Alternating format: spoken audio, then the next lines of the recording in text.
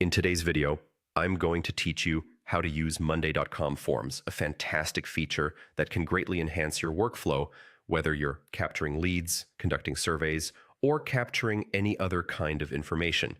We'll go through the entire process step by step so that you can get the most out of this tool in no time.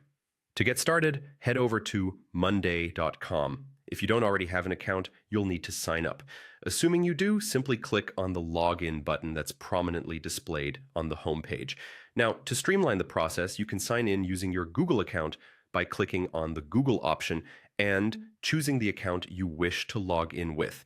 This is a convenient way to bypass entering a separate password and makes future logins incredibly efficient. Once you're in, look to the left panel of the dashboard. You'll see a plus icon there. Clicking on this icon allows you to add a new form. Forms are part of Monday's powerful features, and their multitude of uses make them an essential tool in any project management or data collection process. After clicking the form, you'll see an arrow indicating the next step beside it. Click this arrow to proceed further into the form creation process. At this stage, you have some options. Monday.com offers a variety of templates to get you started. Click on Start with Template to access a selection of pre-made forms. These templates can be a real time saver and provide you with a ready-made structure that you can customize as needed. Once you've landed on the template page, take your time to explore the available options. Choose the templated form that best suits your needs and click on Use Template. This will add the form to your project space and you can begin making it your own. Now, it's time to start editing your form.